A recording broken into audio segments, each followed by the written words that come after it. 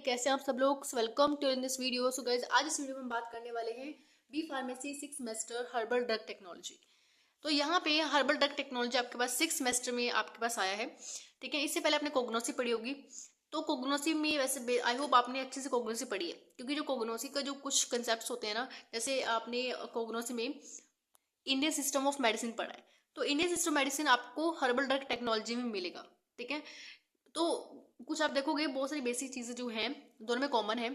ठीक है, तो अगर आपने कोग्नोसी पढ़ी है तो आप हर्बल ड्रग टेक्नोलॉजी के लिए तो आप कुछ है ही नहीं फिर आपके आगे। ठीक है, तो इसको भी आप इजीली कर लोगे।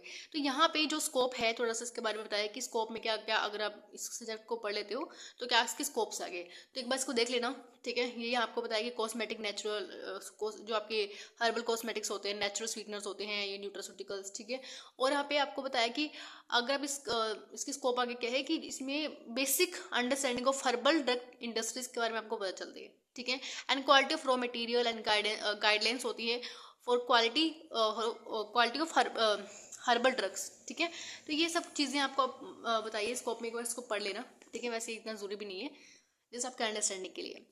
तो यहाँ पे हम देखने वाले हैं यूनिट फर्स्ट। तो यूनिट फर्स्ट में आपको सबसे पहला टॉपिक क्या दिया है? देखो, यूनिट फर्स्ट में आपको 3 टॉपिक आप बोल सकते हो मेंशन है। अगर आपने सिलेबस देखा है तो उसमें आपको सबसे पहले मिलेगा herbs as a raw material. ठीक है, मीन्स आपके पास एक हर्ब है। ठीक है, तो हर्ब तो कुछ भी हो सकती है, तो उसको आप रॉ मटेरियल तक कैसे लेके जाओगे, इस सब्जेक्ट इसमें जो ये पार्ट है इसमें हम देखने वाले हैं। ठीक है, तो आप जब आप इसको पढ़ोगे धीरे धीरे तो आगे सब समझ आ जाएगा आपको। ठीक है, अब देखो यहाँ पे वैसे क्वेश्चन से पूछे जाते हैं कि आपसे हर्ब्स की डेफिनेशन पूछ ली जाती है। हर्ब्स यहाँ पर डेफिनेशन दी है आपको काफी सारी हर्ब्स की, हर्बल मेडिसिन की, हर्बल मेडिसिनल प्रोडक्ट की दी है। ठीक है, herbal drug preparations and source of herbs यहाँ पे आपको पूछा जा सकता है। ठीक है, ये आपका 2 3 5 में से बन सकता है। ये डेफिनेशन तो 1 2 नंबर में बनेगी आपके पास। ठीक है, अब जो आपका नेक्स्ट क्वेश्चन है सिलेक्शन और यहाँ पे आइडेंटिफिकेशन ऑथेंटिकेशन हर्बल मटेरियल, तो यहाँ पे आपका 10 नंबर में बन सकता है। ठीक है, और यहाँ पे जो process of herbal raw material जो है ये भी आपसे अलग 5 नंबर में 10 नंबर में पूछे जा सकते हैं। ठीक है, तो ये वैसे आपका यूनिट में यहाँ से कोई ना कोई क्वेश्चन बनता ही बनता है। ठीक है, अब नेक्स्ट हम बात करते हैं बायोडायनेमिक एग्रीकल्चर। ये भी आपका फर्स्ट यूनिट में मेंशन है। यहाँ पे आपको गुड एग्रीकल्चर प्रैक्टिसेस के बारे में क्वेश्चन भी आता है। 5 मार्क्स में आपसे पूछ लिया जाता है कई बार। ठीक है, और यहाँ पे आपको pest management in the medical plants and आपको बायो पेस्टिसाइड्स और यहाँ पे बायो इंसेक्टिसाइड्स के बारे में बेसिकली पूछा जाता है। और यहाँ पे एक टॉपिक और भी आपके पास, ये भी फर्स्ट यूनिट में ही है, इंडियन सिस्टम ऑफ मेडिसिन। मैंने आपको बताया ना आयुर्वेदा, सिद्धा, यूनानी, ये तो आपने पढ़ा हुआ है, तो ये तो आपके लिए बड़ा इजी होगा। उसके बाद आपके पास कुछ यहाँ पे ड्रग्स दी हैं। सो ड्रग्स नहीं, एक तरह से ये प्रिपरेशंस है जो हमें यहाँ पे बनानी होती है, कैसे इनका बनता है, पूरा प्रोसीजर यहाँ पे देखना है। प्रिपरेशंस और स्टरलाइजेशन आपको यहाँ पे बेसिकली देखना है। ठीक है, सो बेसिकली आज इस वीडियो में मैं सोच रही हूँ कि आपके पास जो ये herbal as a raw material है इसको हम पूरा कंप्लीट करें। तो यहाँ पे आपकी जो हर्ब्स की डेफिनेशन है, हर्बल मेडिसिन, हर्बल जो मेडिकल प्रोडक्ट, ये सब हम यहाँ पे देखने वाले हैं। ठीक है, अब पहले तो थोड़ा सा इस टॉपिक को पढ़ने से पहले हम देखना चाहते हैं कि इसमें ओवरऑल होगा क्या, इस टॉपिक में आपको पढ़ना क्या है। देखो, थोड़ा सा यहीं पे अंडरस्टैंडिंग कर लेते हैं कि जब हम इस टॉपिक को पढ़ेंगे पहले हम देखेंगे हर्ब्स। देखो, पहले हम देखना है हर्ब्स की डेफिनेशन क्या है। ठीक है, जब आपको पता चल जाएगा कि हर्ब्स क्या होती हैं, उसके बाद हर्बल मेडिसिन क्या होती है, ये हम देखने वाले हैं। अब हर्बल मेडिसिन में ऐसा नहीं है कि आप कोई भी बाहर से इसमें कोई भी केमिकली या मॉडिफिकेशन कर दोगे, ऐसा नहीं होगा। इसमें हम बोल सकते हो इसको क्राउड फॉर्म में रहती है। क्राउड फॉर्म बिल्कुल आप बोल सकते हो अनप्रोसेस्ड जो होता है। ठीक है, अनप्रोसेस्ड, और आप क्राउड ड्रग्स को बोल सकते हो, तो ये इसमें रहेगा। ठीक है, पहले क्राउड ड्रग, पहले हम देखना कि हर्बल मेडिसिन क्या होते हैं। हर्बल मेडिसिन में पता चलेगा कि आपको हमें किसी प्लांट और प्लांट के पार्ट से हमें क्राउड ड्रग मिलता है। ठीक है, तो इसमें हम देखने वाले हैं कि कैसे आपका जो हर्बल मेडिसिन है। अब देखो, इन्हीं हर्बल मेडिसिन को ऐसे देखो, अब देखो यहाँ पे जब आप काफी सारे हर्बल मेडिसिन को कलेक्ट कर लोगे तो उसका भी आगे प्रोडक्ट बनाते हो। ठीक है, आप देखते हो मार्केट में, फॉर एग्जांपल आपका सबसे बेस्ट एग्जांपल है च्यवनप्राश का। ठीक है, च्यवनप्राश आपने खाया भी होगा। तो ऐसा तो नहीं है कि वो एक ही क्राउड ड्रग से मिलके बनाया या एक ही आपने मेडिकल हर्बल मेडिसिन इसमें इस्तेमाल की है। इसमें नंबर ऑफ थिंग्स यहाँ पे हम इस्तेमाल करते हैं उसको एक तरह से जो सेमी सॉलिड मिक्सचर जो होता है वो, तो उसमें वो काफ़ी सारी जो हर्बल मेडिसिन का इस्तेमाल करके तब हम उसको एक हर्बल मेडिकल प्रोडक्ट फॉर्म करते हैं। तो समझ आया। पहले हम देखो यहाँ पे हर्बल मेडिसिन को पढ़ने वाले हैं कि इसमें हर्बल मेडिसिन में हम इंडिविजुअल के बारे में बात करेंगे, इंडिविजुअल ड्रग के क्राउड ड्रग के बारे में बात करेंगे।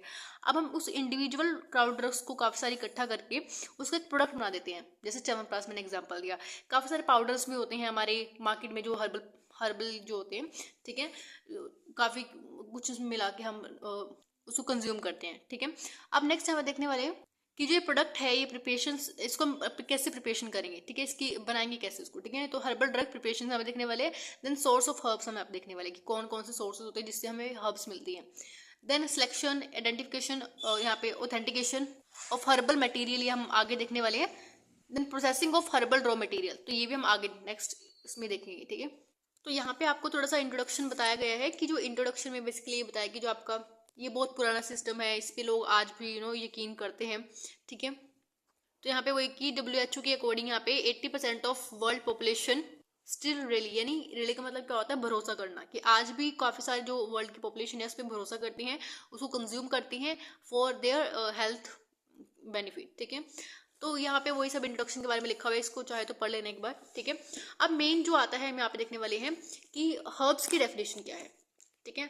अब देखो जो आप हर्ब्स जो होती हैं ये आपका कोई एक पूरा प्लांट भी हो सकता है, या आप बोल सकते हो जो प्लांट का पार्ट है, कोई भी प्लांट के वजह से रूट हो गया, लीव हो गया, फ्रूट हो गया, कोई भी प्लांट का पार्ट उसको हम बोलते हैं हर्ब्स। तो यहाँ पे क्या लिखा हुआ है, it is consist of entire plant और पार्ट ऑफ प्लांट, ठीक है। और जो वर्ड हर्बा का मतलब पता है क्या होता है, सॉरी हर्बल तो मतलब मैंने इसका मीनिंग ही बता दिया, हर्ब्स का मतलब होता है हर्बा, ठीक है, लैटिन वर्ड है ये इसका, इट मीन्स कि ग्रीन और ग्रीन स्टैक्स, और यहाँ पे बोल सकते हो ब्लैडिस, ठीक है। तो ये इसका छोटा सा मीनिंग है।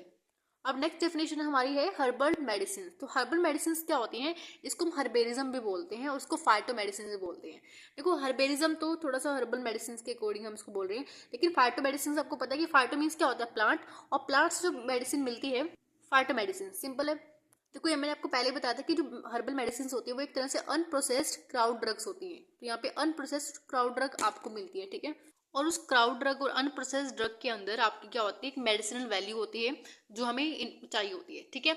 अब यहाँ पे जो आप प्लांट ले रहे हो, क्राउड ड्रग ले रहे हो, वो एक पूरा प्लांट भी हो सकता है और प्लांट के पार्ट भी हो सकते हैं। पार्ट कैसे कैसे हो सकते हैं, जैसे आपका वही रूट हो गया, ribosome, stem, leaves, flower, fruit, seed, उसका बाक हो गया, ठीक है। तो ये सारे इसके पार्ट हैं, ठीक है। यही पार्ट्स आपने देखा होगा कि जैसे फ्रूट के एग्जाम्पल हम बात करते हैं, आंवला क्या है, एक तरह से फ्रूट है, ठीक है। फ्लावर में आपका सैफरन हो गया। तो ये डिफरेंट डिफरेंट पार्ट्स होते हैं जो हम यूटिलाइज करते हैं अपने यूज़ के लिए। और इसकी मॉडर्न स्टैंडर्ड टेस्ट भी होते हैं, इवेल्यूशन ऑफ हर्ब्स भी होती हैं, ठीक है। And constituent and their therapeutical activity may be known और अननोन, ठीक है। अब नेक्स्ट यहाँ पे हम देखने वाले हैं, यहाँ पे आपको थोड़ा गाइडलाइंस के बारे में बताया, अगर आपको पढ़ना तो देख लेना, पढ़ लेना, ठीक है। वैसे ही आपको मेंशन नहीं है सिलेबस में। नेक्स्ट हम आते हैं हर्बल मेडिसिनल प्रोडक्ट्स पे। अब देखो हमने हर्बल मेडिसिन पढ़ लिया, ये हर्बल मेडिसिन पढ़ लिया। अब देखते हो यहाँ पे प्रोडक्ट्स कौन कौन सा बना सकते हैं। अब यहाँ पे प्रोडक्ट्स जो होते हैं, यहाँ पे एक या एक से ज़्यादा एक्टिव इंग्रेडिएंट्स को हम इस्तेमाल करके, ठीक है, वहाँ पे हम एक प्रोडक्ट बनाने वाले अपना, ठीक है। जैसे मैंने आपको च्यवनप्राश का एग्जाम्पल दिया था, products produce exclusively from herbs and used in the medicine purpose are called a herbal medicine product, ठीक है।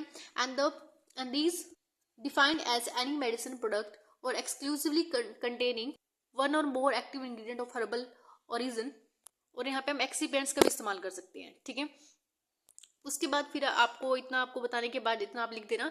उसके बाद थोड़ा सा आप अपनी इंडिया की तारीफ भी कर देना। तो यहाँ पे वो लिखा हुआ है इंडिया की तारीफ में क्या लिखना है आपको, कि हमारे इंडिया के अंदर काफ़ी सारी जो variety of herbal medicine product बनते हैं, ठीक है, उसको एक्सपोर्ट किया जाता है, ठीक है, अदर कंट्रीज। तो ये सब यहाँ पे लिखा हुआ है। तो और यहाँ पे लिखा हुआ है कि आपका जो हमारा इंडिया है play an important contribution in countries GDP, ठीक है।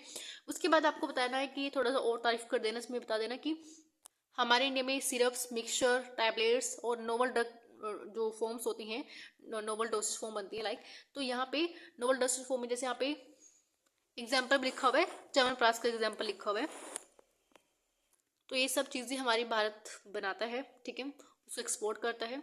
सो नेक्स्ट हम आते हैं हर्बल ड्रग प्रिपरेशंस। तो हर्बल ड्रग प्रिपरेशन सिंपल है, तो यहाँ पे अपनी जो अगर आप अपनी जो ड्रग बना रही हो तो यहाँ पे हम वेरियस टेक्निक का इस्तेमाल करते हैं। ये टेक्निक आपने कोग्नोसी में पहले भी पढ़ी है, एक्सट्रैक्शन, फ्यूजन, डिकॉक्शन, मैसिरेशन हो गया, डिस्टिलेशन हो गया, ठीक है, और एक्सट्रेशन, फ्रैक्शनेशन, प्योरिफिकेशन, कंसंट्रेशन और ये आपका फर्मेंटेशन। ये काफ़ी सारी टेक्निक्स होती हैं जो हम हर्बल ड्रग प्रिपरेशन में इस्तेमाल करते हैं, ठीक है। अब यहाँ पे herbal drug preparations are available in the market in a form of powder के फॉर्म में मिलती है, ठीक है। वो एक एक्सट्रैक्ट के फॉर्म में मिलती है, हम जब एक्सट्रैक्ट कर लेते हैं एक्सट्रैक्शन मेथड के थ्रू तो हमें एक्सट्रैक्ट फॉर्म में मिलती है, टिंक्चर फॉर्म में मिलती है, आपकी फिक्स्ड ऑयल फॉर्म में मिलती है, वोलेटाइल और रेजिन, गम्स एक्सेट्रा इन सब फॉर्म्स में आपको मार्केट में अवेलेबल होती है, ठीक है। तो नेक्स्ट आप देखो यहाँ पे, and they contains a mixture of various constituents and sometime phyto constituent are isolated and formulated in appropriate dosage form in place of entire herbs or plant part, ठीक है। तो यहाँ पे हम बात करते हैं नेक्स्ट सोर्सेज ऑफ हर्ब्स के हैं, सबसे इजी टॉपिक है ये। तो सोर्सेज ऑफ हर्ब्स में अगर आप देखोगे तो यहाँ पे आपको जनरली 3 मेथड्स के बारे में बताया जाता है। वैसे आपको पढ़ने 2 ही हैं, ठीक है, तीसरे पे नहीं जाना, इसमें आपको ये तो आपने पहले भी पढ़ा हुआ है। लेकिन जो पहले 2 मेथड है ना, वाइल्ड सोर्स और कल्टिवेटिव सोर्स। देखो वाइल्ड सोर्स में आपको जंगल में जाके अपनी ड्रग ढूंढ के लेके आनी है। कल्टीवेशन में क्या होता है, आप अपने अपने घर पे ही अपने फार्म्स में खेत में अपना अपना ही उगाओ और अपना ही वहाँ पे नया सोर्स प्रोड्यूस करो, ठीक है। तो वही है, अब वाइल्ड में आपको जंगल में जाना पड़ेगा और यहाँ पे आपको घर में उगाना पड़ेगा, घर में मतलब खेतों में उगाना पड़ेगा, ठीक है। और थर्ड मेथड जो है इसमें आपको टिश्यू कल्चर्स में बेसिकली आपको ध्यान देना है। वैसे आपके पास अभी पढ़ना नहीं है, आपको 2 ही मेथड्स आपको पढ़ने हैं। वाइल्ड सोर्स में आपको बताना है, तो इसको देख के मेरे को एक कहानी याद आई, जैसे हम बचपन में सुनते थे जंगल में जाना है, शेर पकड़ के लाना है, लेकिन वहाँ से शेर नहीं पकड़ के लाना, वहाँ से आपको अपनी ड्रग्स लेके आनी है, क्राउड ड्रग्स लेके आनी है, ठीक है। तो वाइल्ड सोर्सेज में क्या होता है, the plants are obtain from the wild source and growth themselves. देखो जंगल में क्या होता है, जैसे अगर आप इसको पढ़ने से पहले अगर आप खुद ही थोड़ा सा मतलब माइंड चलाओ तो यहाँ पे आप क्या करते हो, कोई भी जैसे जो भी मतलब इंसान जंगल में जाएगा, ठीक है। अब जंगल में क्या होता है, वहाँ पे बहुत सारे हर्ब्स होते हैं, बहुत सारी प्लांट्स होती हैं, ठीक है। आप देखो कि अंधेरा ही होता है नीचे पूरा, मतलब इतने प्लांट्स की छांव होती है नीचे। तो प्लांट्स जो होते हैं वहाँ पे ये नहीं पता कि आपको कौन सा प्लांट कहाँ पे, आपको आधे प्लांट्स को पता नहीं चलेगा कौन सा प्लांट किस चीज़ का है। तो बेसिकली अगर मान लो कि अगर आप कोई प्लांट जो आपको जंगल से ही मिलता है तो आप जंगल में जाओगे और वहाँ पे आप प्लांट को सर्च करना शुरू कर दोगे, ठीक है। चाहे वो आपका रिवर का बैंक हो, फॉरेस्ट हो, प्लेन्स हो, तो यहाँ पे डिफरेंट वो भी बताया है कि कहाँ कहाँ से ले सकते हो। लेकिन जंगल में क्या होता है, आप उगाते नहीं हो, आपको पता नहीं होता कि कौन सा प्लांट कहाँ लगा हुआ है, तो आपको ढूंढना पड़ता है, एक तो ये डिसएडवांटेज है इसका। लेकिन एडवांटेज क्या है कि एक तो आपको ने कभी उसको प्लांट को उगाया नहीं है और उगाया आपको मिल चुका है, तो ऑब्वियस बात है उसका आपको बेस्ट बेनिफिट तो होगा। और इकोनॉमिकल मतलब कोई आपने पैसा नहीं लगाया, बस आप गए जंगल में और वहाँ से ले आए उठा के, ठीक है। और यहाँ पे कोई पैसा नहीं लगा आपको कि आपने कोई लैंड पहले लैंड खरीदा फिर उसको मतलब पूरा तैयार किया, तो उसमें कुछ भी नहीं लगा आपका, तो आपने जंगल में सीधा सिंपल ले आए। तो ये सब चीज़ें आपका एडवांटेज में आ जाएंगी। तो वाइल्ड में ये सब लिखा हुआ है, the plants are obtain from wild source, यानी जंगल से मिलता है आपको, एंड ग्रो देमसेल्फ, ये अपने आप ही ग्रो होते हैं, आपको उगाने की जरूरत नहीं पड़ती। And any type of care at unutilise land such as a forest, plains और जो आपके रिवर्स बैंक हो गई, तो यहाँ पे ऐसी जगहों पे जो हमें मिलता है उसको हम बोलते हैं wild source. And the wild source also a reasonable active constituent and some type new variety of products. देखो अब जंगल में जाए तो ऑब्वियस बात है आपको नहीं पता होगा कौन कौन से प्लांट वहाँ पे लगे, तो आपको एक नया नया काफ़ी सारी चीज़ें वहाँ पे देखने को मिलती है, ठीक है। और जंगलों में हमें नई चीज़ों का जो है प्लांट्स के बारे में जो हमने आज तक देखा भी नहीं है, वो भी हमें कभी ना कभी देखने को मिलता है वहाँ पे, ठीक है। और जो प्लांट होते हैं उसको कोई डिस्टर्बेंस नहीं होती जैसे उसको चाहिए होता है, क्योंकि उसको नेचर ने खुद उगाया है, ठीक है। वो उसमें नेचुरल हैबिटाट उसका खुद का होगा, ठीक है। तो यहाँ पे these plants grow under favourable condition in natural habitat, ठीक है। अब नेक्स्ट हम बात करते हैं एडवांटेजेस की। इकोनॉमिकल है, कोई आपने पैसा नहीं दिया लैंड का, ठीक है। केयरिंग आपने नहीं की, इसमें आपने फर्टिलाइज का इस्तेमाल नहीं किया, आप खुद होगा है, इरिगेशन आपने नहीं की वहाँ पे जाके, तो सब आपका है बना बनाया आपको मिल चुका है, ठीक है। और यहाँ पे कोई लेस टाइम कंज्यूमिंग, ठीक है। आपने ऐसा नहीं है कि पूरा कल्टीवेशन करके पूरा ध्यान देना, आपने केयरिंग करना है, इरिगेशन किया आपने, उसका क्रॉप मॉडिफिकेशन इसमें मतलब सॉरी क्रॉप मेंटेनेंस आपने किया, ऐसा कुछ नहीं किया आपने, बस आप गए और वहाँ से ले आए, तो यहाँ पे बहुत लेस टाइम कंज्यूमिंग आपका हुआ। डिसएडवांटेजेस बहुत सारे हैं। देखो अगर आप रोज रोज वहाँ पे जाओगे और प्लांट्स लेके आते रहोगे तो वहाँ से इट मीन्स कि वो जो स्पीशीज है प्लांट की वहाँ से डिस्टिंग भी हो सकती है, यानी प्लांट्स का डिप्लीशन भी हो सकता है वहाँ से, ठीक है। और एक होता है कि जैसे आप गए और आपने आपको लगा कि ये नया नया प्लांट है, इसको उठा के ले जाते हैं, कुछ ना कुछ तो होगा इसका, लेकिन आपको जब आप उसको घर ले आए तो आपको पता चला कि ये तो किसी काम का ही नहीं है।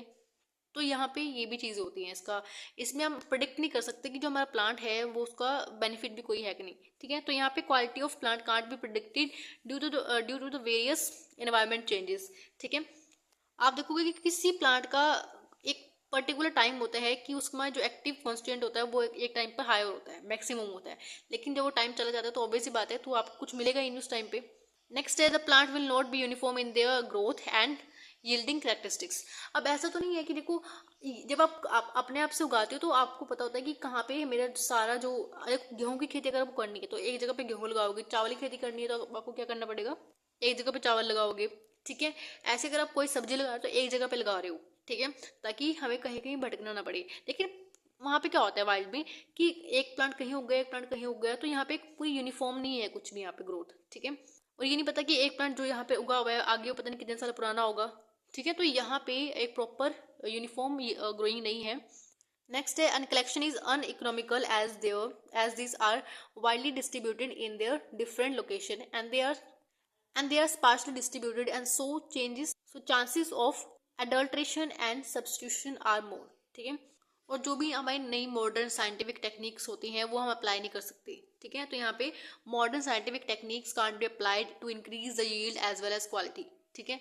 And if the plants are obtain continuously, अगर हम वही मैंने आपको बताया था कि अगर आप रोज रोज वहां से प्लांट को उठाते रहोगे लेते रहोगे तो प्रोलॉन्ग टाइम पीरियड के बाद क्या होगा, और जो सोर्स है आपका वो यहाँ से डिप्लीकेशन हो जाएगा उसका, ठीक है।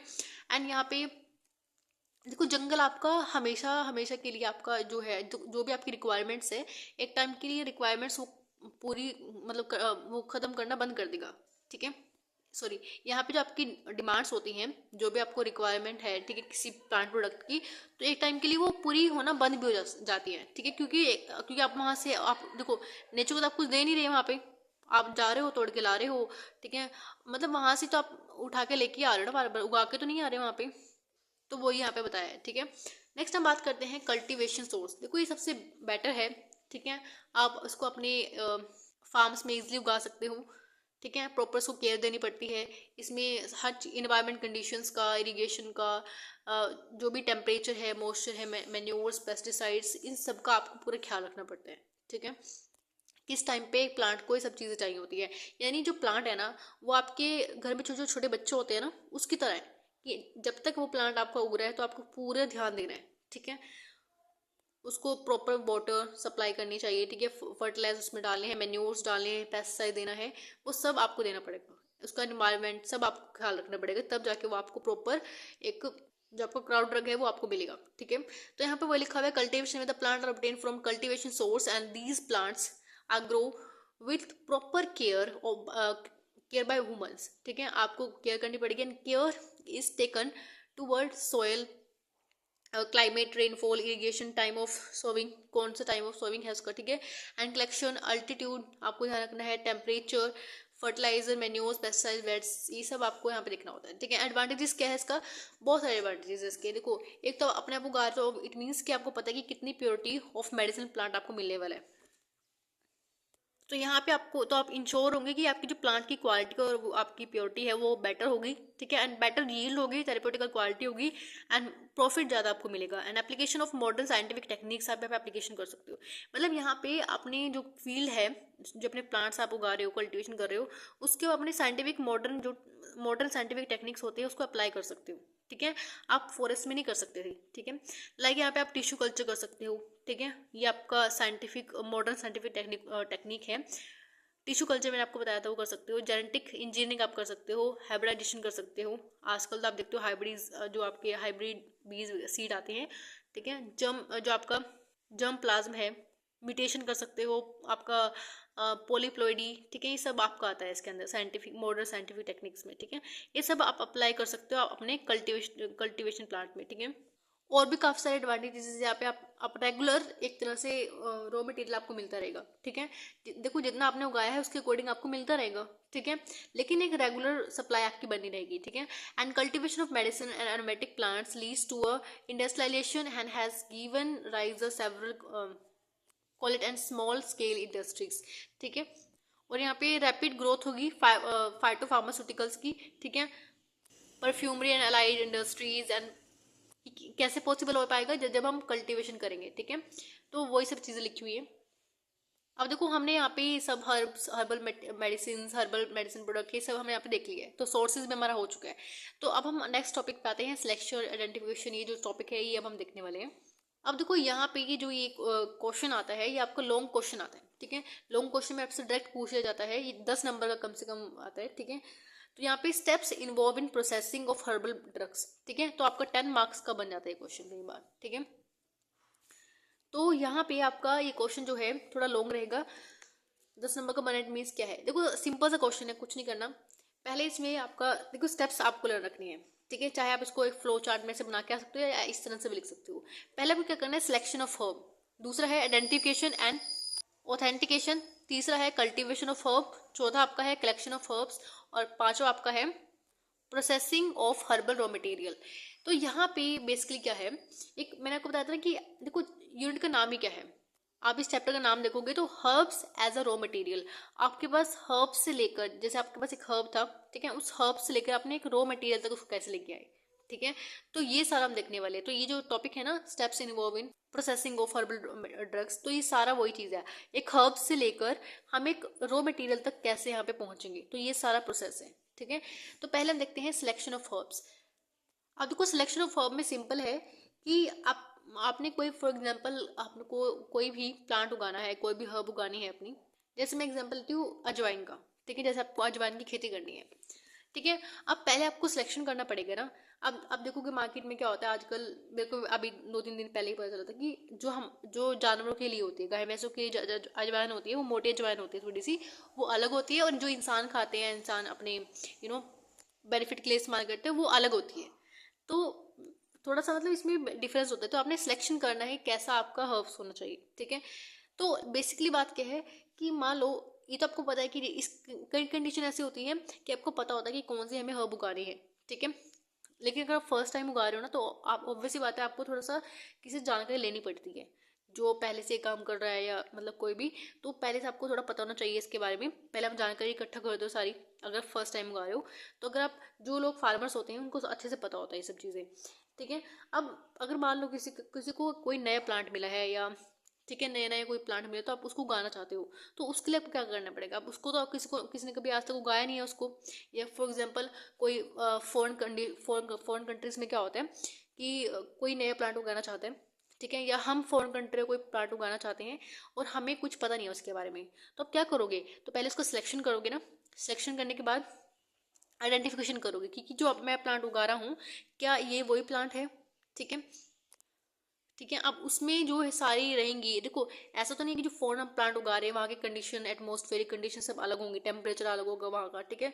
हमारे यहाँ का टेम्परेचर अलग होगा, तो वो सब हमें मेंटेन करना है, वो सब हमें कौन बताएगा, एक स्किल पर्सन ही बता सकते हैं, ठीक है। तो यहाँ पे एक स्किल पर्सन की हमें जरूरत होती है। तो वो स्किल पर्सन कौन होते हैं मैं आपको आगे बताने वाली हूँ, ठीक है। अब देखो पहले हम देखते हैं सिलेक्शन। देखो सिलेक्शन आपको पता चलेगा कि कोई भी आपको स्पीशीज लेनी है, ठीक है। आपको कोई बॉटनिकल वैरायटी सेलेक्ट करनी है आपको, जो भी आप उगाना चाहते हो, लेकिन वो आपकी स्पेसिफाइड होनी चाहिए एक ऑफिशियल फार्माकोपिया के अकॉर्डिंग, ठीक है। ऑफिशियल या जो आपका ऑफिशियल डॉक्यूमेंट होती है उसमें आपका स्पेसिफिक होना चाहिए वो, ठीक है। अब मैंने आपको बताया था कि अगर आपको कोई न्यूली प्लांट मिला है, नया प्लांट अगर आपको मिला है, तो उस केस में आपको क्या करना है, in the case of newly introduce medicine plant, the variety of selection for cultivation should be identified and documented. तो ऐसा नहीं है कि आपने तरफ से आपको उगाने लग जाओ, पहले आपको थोड़ा इसके बारे में पता करना पड़ेगा, ठीक है। तो यहाँ पे आइडेंटिफिकेशन और ऑथेंटिफिकेशन की हम बात करते हैं कि कौन देते हैं। देखो इसमें स्पेसिफिकली क्या होता है, एक जो हमारा बॉटनिस्ट होते हैं, ठीक है। फॉर एग्जांपल आपके बॉटनिस्ट क्या करते हैं, अगर आपको कोई भी प्लांट के बारे में जो आपको नहीं पता है, या आपके एरिया में कुछ नया प्लांट है, ऐसा कुछ भी लगा लो, ठीक है, आपको ऐसा प्लांट मिला है, तो यहाँ पे देखो ये भी आपका जो है सिलेक्शन ऑफ प्लांट का ही है कि आप कैसे सिलेक्शन करते हो प्लांट का। तो देखो यहाँ पे आपको बताया गया कि कैसे आप एक प्लांट को सिलेक्ट करते हो। एक होता है रैंडम यहाँ पे, यानी जैसे आप कहीं जा रहे थे या फॉरेस्ट में या कहीं प्लेस पे जा रहे थे डिस्कवरी के लिए, तो आपको कोई नई मेडिसिन मिल गई वहाँ पे, ठीक है।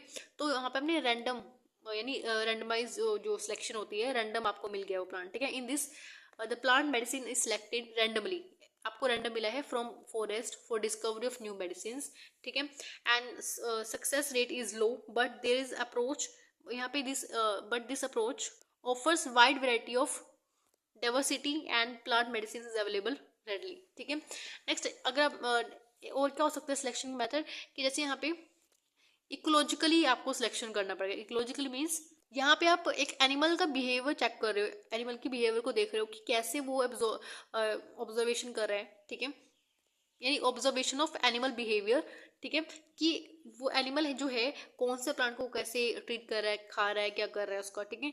तो उसके अकॉर्डिंग हम डिस्कवरी करते हैं यहाँ पे, ठीक है।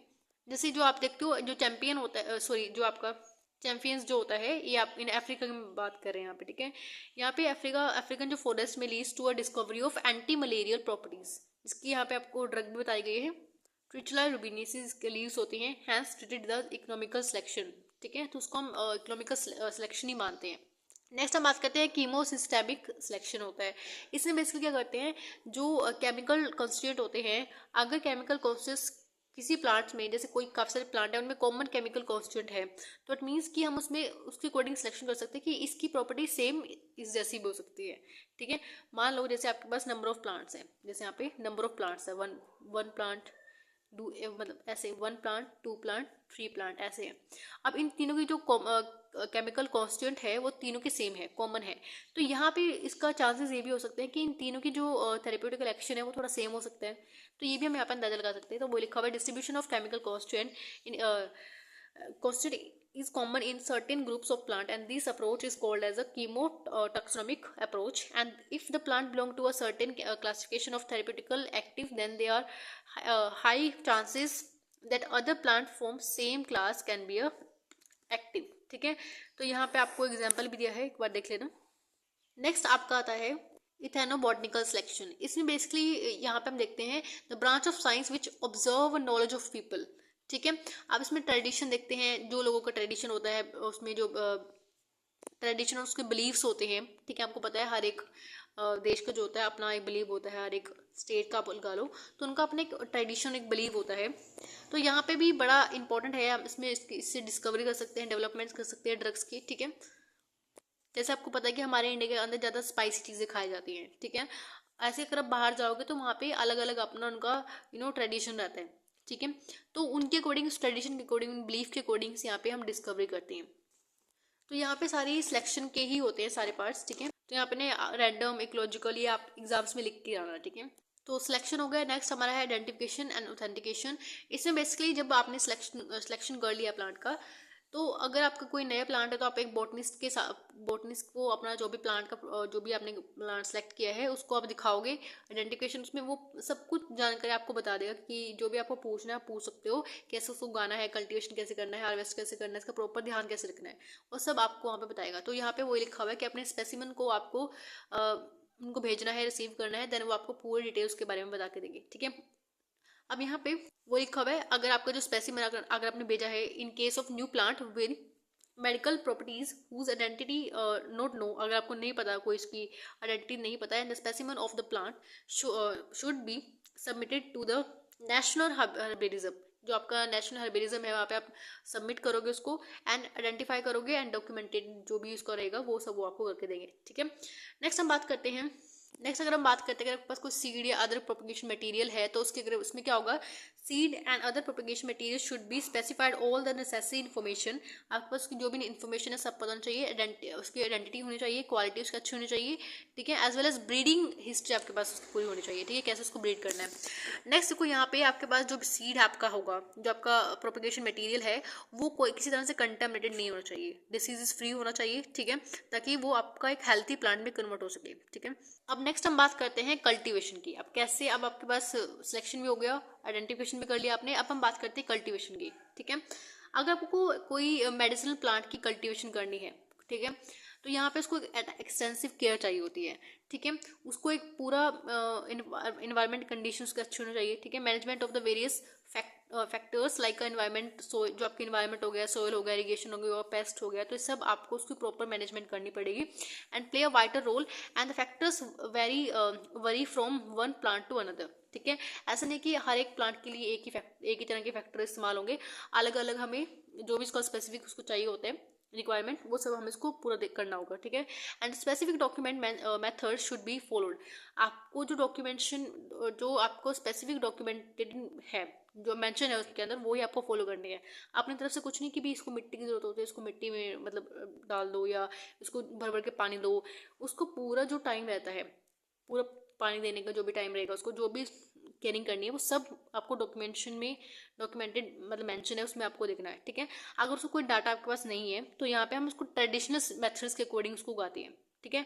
तो अगर आपको लिखा है कि if no data available, traditional method जो होते हैं वो हमें अडॉप्ट करने पड़ते हैं, ठीक है, उसके अकॉर्डिंग हमें उसको उगाना होता है। तो बाकी सब ये वही चीज़ लिखी हुई है, वो पढ़ लेना।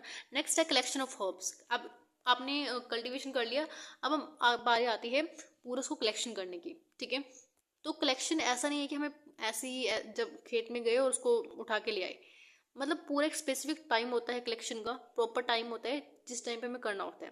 देखो, अगर आप किसी फ्लावर को पॉलिनेशन के बाद लेते हो तो उसका कोई फ़ायदा नहीं है, ठीक है। वो क्यों, फ्रूट जो फ्लावर है, जब फ्लावर आते हैं पॉलिनेशन होता है तो फ्रूट उगता है, तो ऐसा कुछ होता है ना। तो अगर आप पॉलिनेशन से उसको पहले ले लोगे तो ज़्यादा बेनिफिट होगा उसका। तो ऐसे ही मतलब हर एक का टाइम पीरियड होता है, ठीक है। वही जब वो पूरा पक जाती है आपकी, जब आप देखा होगा, जब आपके घर में अगर खेती वगैरह होती है तो जब पूरी गेहूं या हमारी जो फसल होती है जब वो पक जाती है तभी हम उसको काटते हैं, ठीक है। तो ऐसा इनके साथ भी होता है। The proper time of collection is important because the nature and quantity of the constituent vary greatly in the same species according to their season, ठीक है।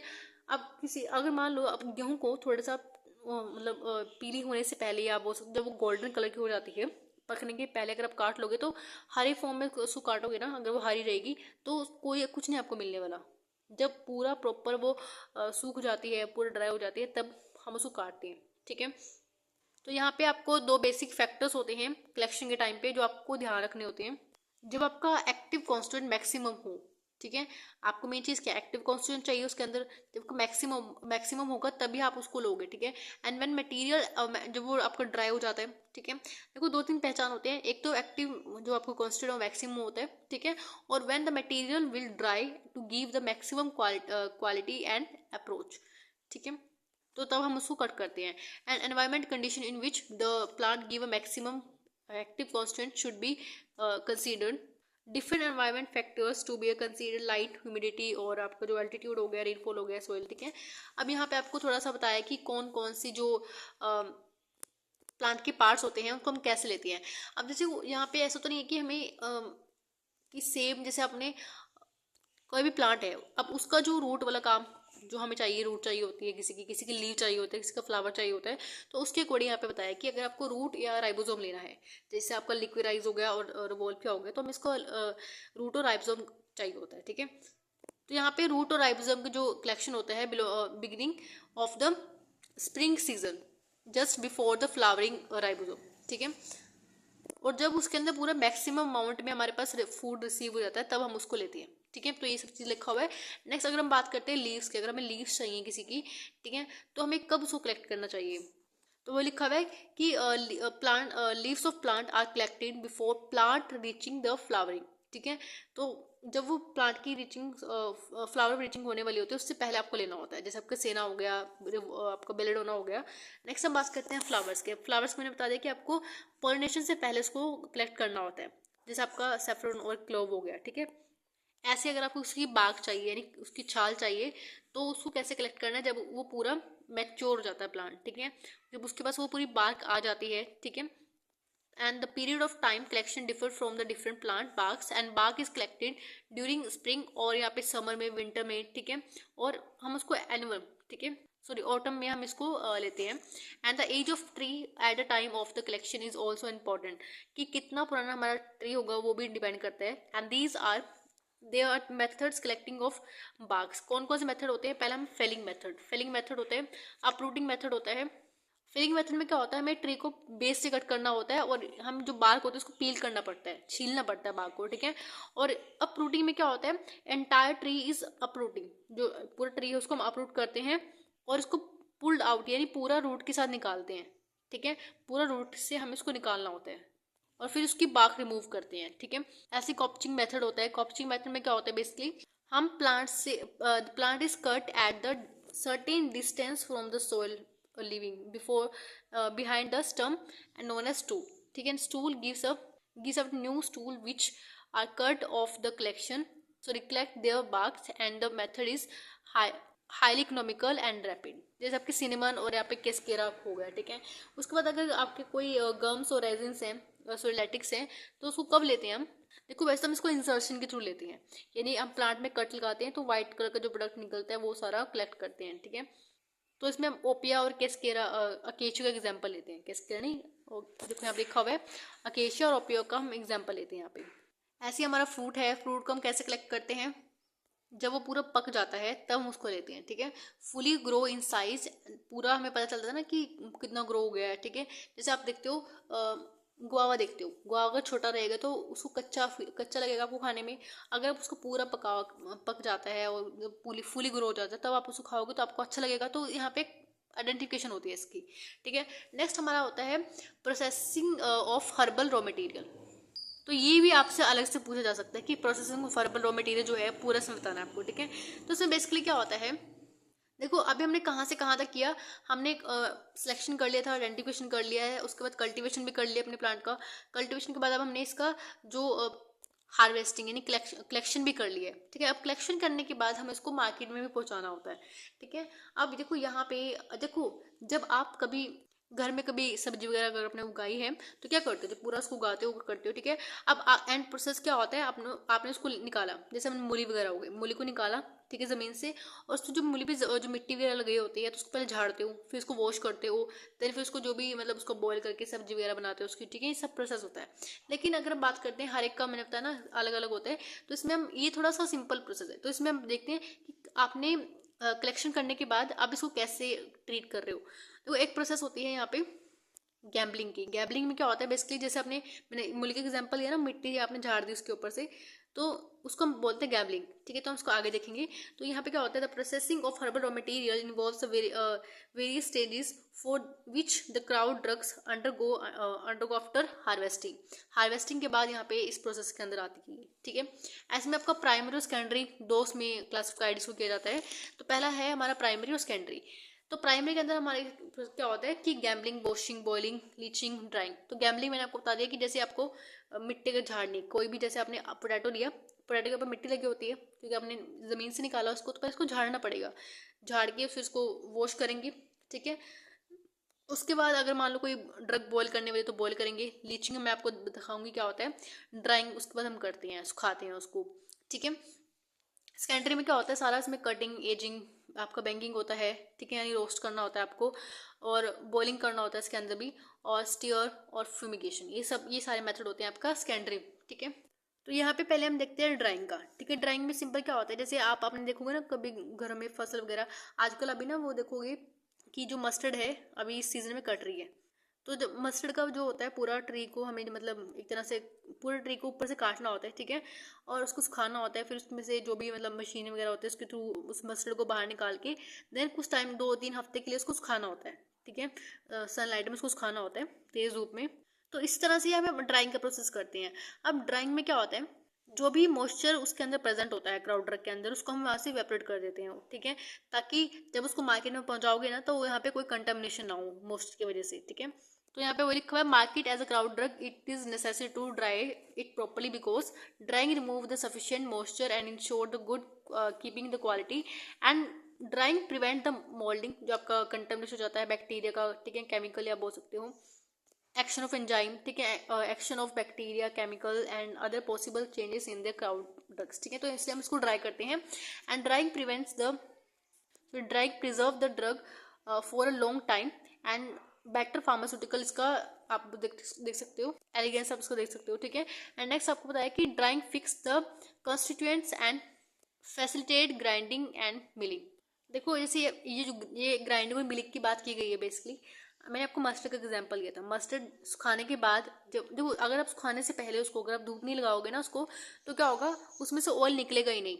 जब उसको धूप लगाकर अच्छे से सुखाकर स्टोर करोगे तो उसके बाद क्या होगा, आप जब उसको पिसवाने या उसको ग्राइंडिंग करा के उसमें से जो ऑयल है वो निकलवाओगे तो ईजिली निकल जाएगा. ठीक है, और ड्राइंग के बाद यहाँ पे क्या लिखा हुआ है कि जो आपका ड्रग है उस प्लांट के अंदर, उस क्राउड ड्रग के अंदर, वो और कन्वीनियंट हो जाता है. उसको हैंडल करना बड़ा आसान हो जाता है न्यूमेरिकली।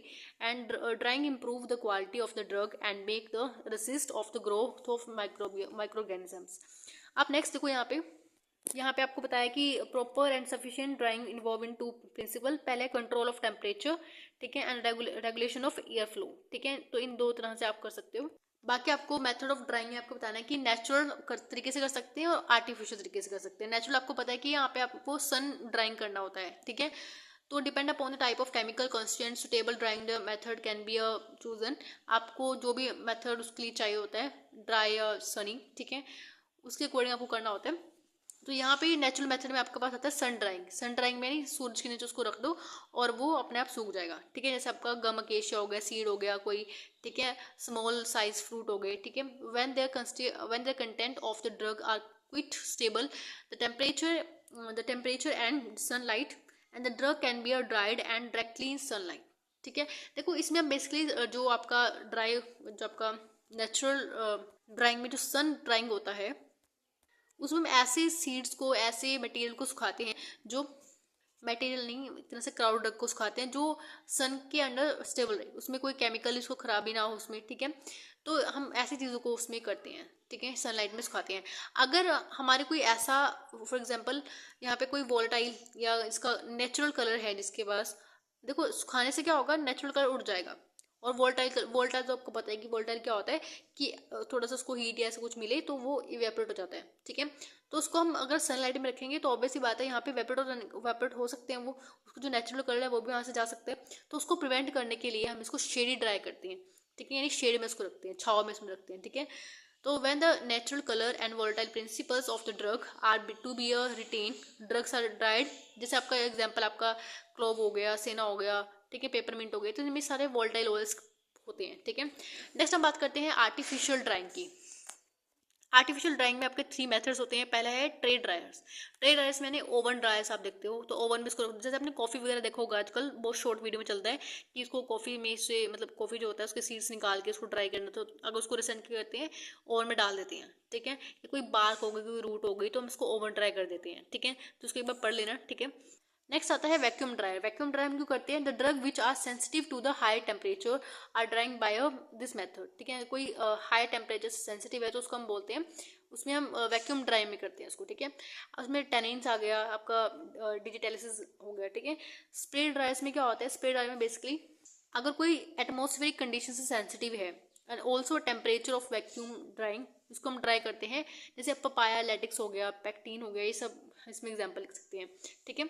तो नेक्स्ट हमारा प्राइमरी प्रोसेस में आपका आता है गैम्बलिंग। गैम्बलिंग मैंने आपको सिंपल बताया कि जब कोई डस्ट, सॉइल या कोई इम्प्योरिटीज जो बाहर उसके लगी रह जाती हैं, ठीक है, कोई रूट वगैरह के, जब जनरली जो आपका आप देखते हो ना, अदरक जो होता है, अदरक मिट्टी में उगता है, राइबोसोम होता है, वैसी बात है, उसको बाहर निकालोगे तो उसको झाड़ना पड़ता है। एक बार झाड़ोगे तो क्या होगा, जो मिट्टी वगैरह होगी सब उतर जाएगी उससे, ठीक है।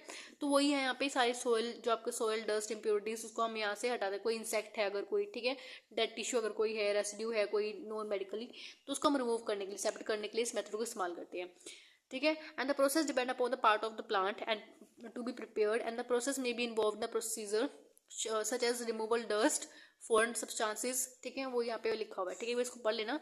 इसको हम छान भी सकते हैं, ठीक है, हम लिखा हुआ है। Peel off barks, sieving, trimming कर सकते हैं, रिमूवल ऑफ हेयर्स का, देखो हेयर्स रूट की क्या होते हैं, बाल होते हैं काफ़ी सारे, ठीक है, तो उसको हम रिमूव कर सकते हैं। Removal of seed from the fruit and leave from the stems, काफ़ी सारे होते हैं। Next washing. वॉशिंग में सिंपल है कि कोई भी गार्मलिंग करने के बाद जब आपने झाड़ दिया तो उसको ऊपर मिट्टी वगैरह तो फिर भी लगी रह जाती है, तो उसको हम वॉश करते हैं, ठीक है। तो उस हर्बल ड्रग को वॉश करना होता है एंड उसको हम एक अच्छे मतलब एक तरह से जो विदाउट कंटेमिनेटेड वाटर होता है उससे हम उसको वॉश करेंगे, ठीक है। तो जो भी उसके ऊपर सॉयल डस्ट और कोई भी इम्प्योरिटीज जो लगी रह जाती है उसके सरफेस पे, उसको हम रिमूव कर देते हैं। एंड यहाँ पे जो root, ribosomes and tubers are wash with the clean water. अगर उसमें हम ब्रशिंग का इस्तेमाल कर सकते हैं, ब्रश के साथ साफ कर सकते हैं, उसमें हम स्क्रैपिंग कर सकते हैं, ठीक है। तो ये काफ़ी सारी चीज़ें इसका प्रोसेस होता है इसको साफ करने का। नेक्स्ट आता है ब्लीचिंग। ब्लीचिंग जो है ये भी आपका प्राइमरी है, ठीक है। आफ्टर वॉशिंग आप इसमें ब्लीचिंग करते हो एंड इसमें क्या होता है बेसिकली, इसमें बेसिकली देखो जैसे जो बॉयल वाटर होता है ना उसमें हम जनरल इसको डाल देते हैं, थोड़े टाइम के लिए, ठीक है। जो भी आपका जो after washing the certain herbal medicine need to undergoes the parboiling process. Parboiling में आपको जो गर्म पानी के अंदर, बॉयल वाटर के अंदर थोड़े टाइम के लिए इसको डुबो के रखना होता है। And they may help to improve the storage life of the new raw material and preventing insect molding contamination, and it may also facilitate in further processing such as removal of stubborn, कोई impurity है, stubborn मतलब जिद्दी, जिद्दी जिसको हम बोलते हैं, कोई जैसे ऐसी impurity जो उतर नहीं रही है उससे, ठीक है। तो यहाँ पे हम वो सब कर सकते हैं। लीचिंग में क्या आता है, कुछ यानी जो हमें ऐसे सब्सटेंसेस होते हैं, ऐसे सब्जेक्ट्स प्लांट्स होते हैं जो जिसको हमें रनी वाटर के थ्रू, ठीक है, यानी लीचिंग के थ्रू हमें इसको करना होता है, रनी वाटर, ठीक है, अंडरगोज रनी वाटर के थ्रू हमें इसको उतारना होता है। And however, duration of leaching should be controlled to prevent the loss of chemical constituent and present in their drugs, ठीक है। नेक्स्ट हम बात करते हैं सेकेंडरी प्रोसेस की। देखो, अगर मैंने सबसे पहले आपको ड्राइंग प्रोसेस कराया था, ठीक है, ड्राइंग आप सबसे आखिरी में भी लिख सकते हो, जैसे आपको आखिरी में लिखना ड्राइंग वाला, मैंने आपको वैसे ही आपको पहले बता दिया, ठीक है। वैसे जब नोट्स आएंगे तो मैं इसको पूरा उसी अकॉर्डिंग लगा के दूंगी आपको, ठीक है। और नोट्स के लिए आपको पता है कि आपको टेलीग्राम पे जाना है, टेलीग्राम का लिंक मैंने आपको डिस्क्रिप्शन में दिया हुआ है। ये सारे नोट्स आपको टेलीग्राम पे एक प्रॉपर पीडीएफ फॉर्म में मिलेंगे, ठीक है। अब यहाँ पे सेकेंडरी प्रोसेस में क्या होता है, the secondary process differ from one herbs to another depending upon the nature of active ingredient as well as therapeutical properties. Secondary process includes technique such as यहाँ पे removal of foreign substances, prevention of microbes and infestation, enhancing the efficacy of drugs, toxicity को reduce करने के लिए extraction using suitable solvent, ठीक है, concentration, drawing, extraction कर सकते हैं यहाँ पे। उसके बाद देखो यहाँ पे अपना कटिंग सेक्शन और यहाँ पे कॉम्बिनेशन जो है एक ही वर्ड है, ठीक है। तो देखो यहाँ पे ड्राइंग के बाद after through out the drawing, देखो ड्राइंग जो है सबसे आखिरी में आना था, इसलिए मैंने आपको आखिरी में नहीं कराया, वैसे आपको करना आखिरी में है वो, ठीक है। तो जो आपका ड्राइंग है आफ्टर ड्राइंग, ठीक है, ड्राइंग आपका आखिरी प्रोसेस था।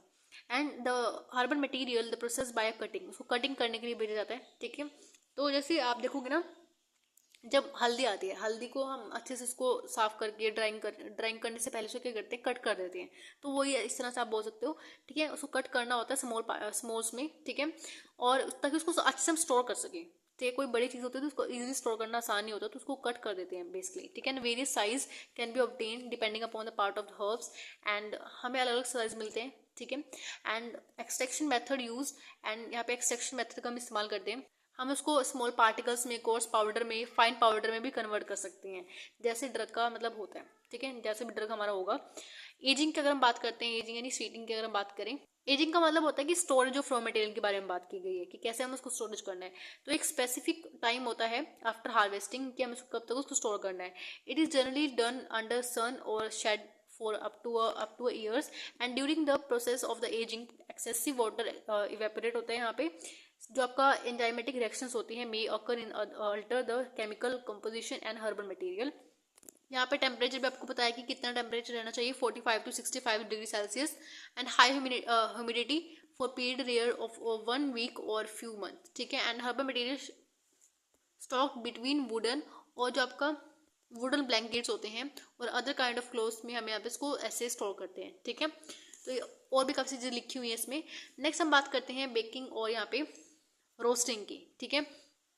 अब देखो इसमें क्या होता है, बेसिकली इसे रोस्टिंग हम करते हैं अपने घर में भी, ठीक है, वही सब चीज़ें। It is a process of drug heating where the herbal material is heating in oven हम करते हैं। Temperature of heating and duration of roasting vary from one herbal material to another and until the drug development of specific colour. जैसे आपका nutmeg होता है, is roasted till they turn to a yellowish brownish colour, ठीक है।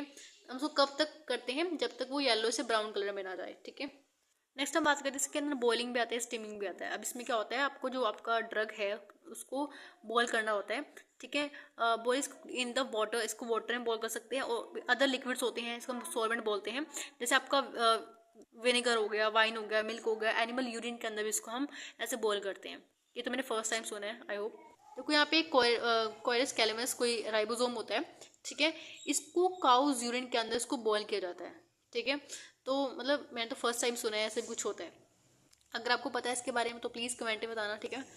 Next हमारा आता है steer frying. Steer frying में क्या होता है, in this process in which the herbal material put in the spot, वो फ्राइंग में करते हैं, फ्राइंग पैन जो होता है, and continue stirring and specific period of under the heat and until the external color changes, जब जो बाहर का कलर जब तक उसको चेंज हो रहा है तब तक उसको स्टर करते रहो एंड ठीक है, और उसको यूनिफॉर्म हीट हमें देनी रहेगी, ठीक है। और drug material exchange with sand and talc, और जो आपका क्ले वगैरह रहता है उसको हम इसमें मिक्स करना होता है, ठीक है। और यहाँ पे जैसे लिक्विडाइज रूट हो गया, राइबोसोम हो गया, स्टेइंग फ्राइड करना होता है विद हनी, ठीक है। तो ये सब चीज़ें होती हैं। फ्यूमिगेशन में क्या होता है, बेसिकली हम उसमें फ्यूम करते हैं, जो भी आपको रॉ मटेरियल उसको फ्यूम करते हैं, यानी फ्यूम्स उसमें देते हैं, जैसे सल्फर डाइऑक्साइड की फ्यूम्स उसके देते हैं, ताकि फ्यूम से क्या होगा, ताकि जो उसमें उसके अपेयरेंस है, जो उसका ब्लीच, जो उसका आप बोल सकते हो इंसेक्ट कई बार उसमें लग जाते हैं, कंटेमिनेशन हो जाती है, माइक्रोबियल कंटेमिनेशन, तो उसे प्रिवेंट करने के लिए हम इसमें फ्यूमिगेशन करते हैं। नेक्स्ट आपका है एक्सट्रैक्शन। एक्सट्रैक्शन भी प्रोसेस है, इसमें अपने सेपरेशन करना होता है। एक्सट्रैक्शन आपने पढ़ा हुआ है तो इसलिए मैं आपको बता नहीं रही, ठीक है, बेसिकली नोट्स में अवेलेबल है, उसको एक बार देख लेना। तो इसमें इन्फ्यूजन, डिकॉक्शन या आपका फ्लूइड एक्सट्रैक्ट या टिंचर वगैरह सब आपने पढ़ा हुआ है। अगर आपने एक बार इसमें बस आपको पढ़ोगे तो ईजिली समझ आ जाएगा, कोई इसमें मतलब मुश्किल नहीं है। तो नोट्स से एक बार इसको देख लेना, ठीक है। नोट्स मैंने आपको बता दिया, टेलीग्राम पे मिलेंगे, टेलीग्राम का लिंक मैंने आपको डिस्क्रिप्शन में दिया हुआ है, और पीडीएफ फॉर्म में वहाँ से आप डाउनलोड कर सकते हो नोट्स को, ठीक है। अगर आपको कोई डाउट है या कुछ भी आपको लगता है तो कमेंट करके पूछ सकते हैं। And thank you for watching this video, have a nice day.